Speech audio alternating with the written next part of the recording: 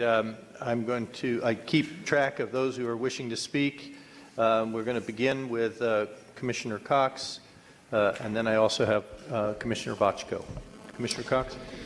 Thank you, Mr. Chairman. Let me start off by, again, reiterating the fact that I think all of us on the Commission appreciate the people that showed up here today to express their opinions on whatever side of this issue you wanted to express your opinion on. And I think there's the one thing that I think hopefully everybody in this room would agree to is the fact that the orcas are beautiful mammals that deserve to be protected. They deserve care, and we want to see them continue to flourish and survive wherever they may be. Having said that, in the staff's presentation this morning, the thing that struck me first off was the different roles that are played by different agencies of government, both at the state level and the federal level. And the chart that they had, I think, clearly delineated that for the California Coastal Commission, which all 12 of these commissioners are appointed to uphold, really regulates the development in the California coastal zone. And as much as there may be a desire to regulate the taking of orcas, that is something that is controlled by another level of government, the federal government, under the Marine Mammal Protection Act. And what is before us today is a development proposal that has been submitted by SeaWorld. Obviously, it's generated a lot of input. It's, I think, historic in regards to the amount of input that we've received from the public. And I know that a lot of people have taken exception to SeaWorld, have maligned them as an organization. And I think, one of the things that I was focusing on by one of the speakers from PETA is that SeaWorld is a business. And that is absolutely the truth. They are a business. They're in the entertainment business, they're in the education business, the conservation, research, a lot of different adjectives that have been thrown out here today. But the bottom line is they are a business. And it's not this commission's role to either have them succeed or have them fail. It's to responsibly implement the California Coastal Act. And our role in all of this is in regards to the development proposal. For those that would seek a change to preclude the holding of orcas, I appreciate that, but we're not the role for that, or we don't have the ability to make decisions on that. That issue should be taken up with the federal government, the United States Congress, by amending the Marine Mammal Protection Act. Our role, and our only role today, I think, is in regards to whether this development proposal meets the requirements of the California Coastal Act. I want to give a lot of credit to staff because they've received a lot of input. I'm sure it was not an easy decision to wade through the 150,000 plus communications that we had and all the other information that came in, but they did wade through it, and I think they came forward with a very responsible recommendation, and that is to approve the project with conditions. Now, obviously, I'm sure we'll have some discussion in regards to what those conditions are, but the bottom line is, if this commission took action today to deny this project, nothing will change in regards to the operation at SeaWorld as it exists right now.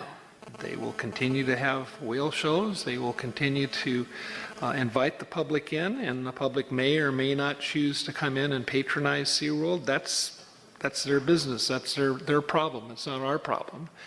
But I've got to believe that most people would agree that at least trying to increase the size of the habitat that they have to live in is better than what is there right now.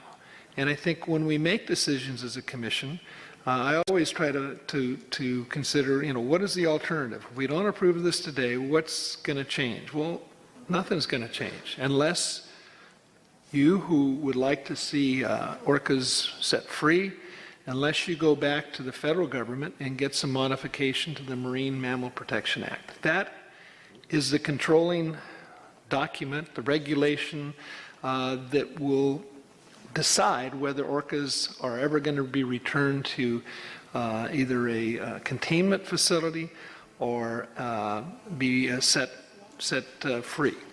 So I think the bottom line that I'm looking at is that SeaWorld, again, has been maligned a lot, but it's the business end of what they do that has allowed them to do some really remarkable things that I don't think they have necessarily gotten full credit for. The irony of it is just last year, SeaWorld celebrated their 50th anniversary. The year before, the Hubs, which is now the Hubs Research Institute, celebrated their 50th anniversary in 2013. And it was Carl Hubs and his wife who in the 50s and early 60s had the foresight. They were some of the most, I think, acknowledged conservationists and did some of the earliest research on marine mammals that started the Research Institute, which led to the creation of SeaWorld. They have done remarkable things in research, and they still are, particularly with orcas, but a number of other mammals. They certainly have done a lot in regards to rescuing animals and mammals that have been impacted by oil spills, by disease. I mean, every year there's several hundred sea lions that are probably either undernourished or have some sort of a condition or have been attacked that are picked up by SeaWorld and nursed back to health. We've heard testimony today in regards to the more recent oil spill up in the Santa Barbara area. They do a lot of things to help preserve and protect marine life and mammals. And how do they do that? Well, okay, they do have a business, and that business is what allows them to do that sort of activity. And thank goodness they do, because there's a lot of organizations that are out there that are well-meaning and are doing great things, but they don't have the resources to do the types of things that SeaWorld has been voluntarily doing for the last almost 50 years. 26,000 animals and mammals that have been rescued, as was represented by one of the speakers. So I realize this won't be a popular decision with everybody. And I do have a question I want to ask if there's a second to this motion. But I don't believe that SeaWorld, if this is approved, is going to, even though the tanks could hold up to 94 whales, I don't think that's their intent, and I would like to maybe get them on record in regards to what that right number is. But I think that the best action that we can take today is to move forward with this project. And again, I realize there may be some modifications in some of the special conditions, but I would move that the Commission approve Coastal Development Permit number 6-15-0424 pursuant to the staff recommendations, and I would ask for a yes vote. Second, for purposes of discussion. Thank you. Do you have any other comments at this time, Commissioner? If not, we'll go to the second. Maybe just one question for maybe John Riley, if he would come back up.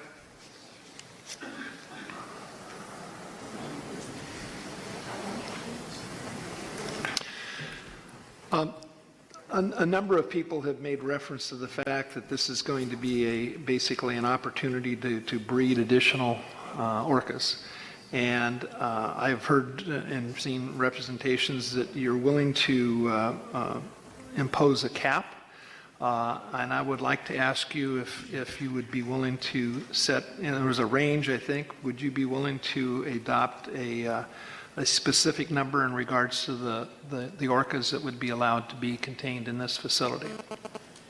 Yes, we would, if I could make a qualifying statement to that, Commissioner. As with any project, the project is itself inherently self-limiting. And at SeaWorld, we have life support systems and water quality systems that maintain the water for the health of the animals, the clarity of the water so that we can see the animals. And we've asked our engineers, the way the project was designed, what the animal capacity, what their best engineering estimate would be of the animal capacity for the entire facility. And it's well below the numbers that are calculated in the staff report based on federal guidelines. And their estimate was a range of 15 to 20 whales at the upper limit. Would you Please. be willing to agree to a cap of 15? Yes, we would, we would like to propose a language for that, if that is possible. I'd like to, if it's okay, I'd like to ask our attorney, David Watson, to step up. Mr. Chairman, Commissioner Cox, based on the engineer's estimate of a low of 15 and a high of 20, and your request that we go for the low number, I would like to read the following revised project description amendment into the record for your consideration. The project includes filtration and water treatment infrastructure components needed to ensure a healthy, clear marine water environment. The project infrastructure components would establish an upper population limit of 15 killer whales. No expansion to the approved water treatment support infrastructure to increase animal capacity above 15 shall occur without a Coastal Commission approved amendment to the Coastal Development Permit or a new Coastal Development Permit unless the Executive Director determines that no amendment is legally required or unless a temporary infrastructure modification is required for 1, emergency animal needs, or 2, rehabilitating rescued whales at the request of one or more governmental agencies.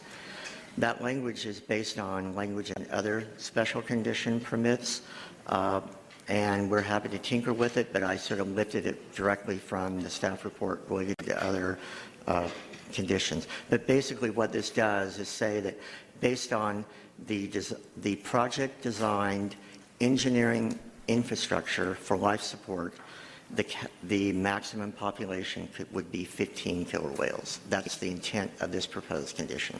Thank you. Let me ask staff if that's something that can be incorporated into the permit. Since they voluntarily offered to do that. If I could offer something that might help staff, we did discuss this with staff last week. They felt that right now the record does not contain enough documentation to support the description of the infrastructure.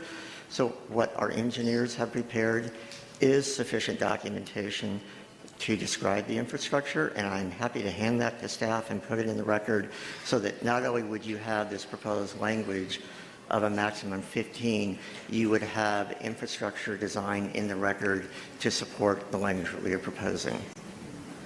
Does that help you, Dr. Lester? As I heard the description, it sounds like the intent is to cap the number of killer whales at 15. And so I think the most straightforward way to do that would be to accept that cap as part of their changed project description and then incorporate that into condition 1 as part of, which is also acknowledging their other commitments in the project description. And I'm hearing that the applicant is amenable to that. Correct. I hear that it's related to the infrastructure, but I think the most straightforward interpretation is that it's 15, and then in order to change that, you would need an amendment or a determination that there's no amendment needed. We wanted to tie it to something physical so that it would require a new coastal development permit. So our intent was to make sure there's no doubt whatsoever that the 15 killer whale limit is based on the capacity of the project, and if the capacity is ever going to increase, we would have to come back to the commission to change the project. So Thank you. I think that we want to keep this to a commission discussion. You've made it clear your thoughts. Commissioner Cox, you are satisfied that what your intention is to limit the total number to 15, and that any change that would seek to go above 15 would require an amendment to the permit. That's my intent, and I believe that's what the applicant has agreed to. Thank you. Okay, Commissioner Boczko, to your second.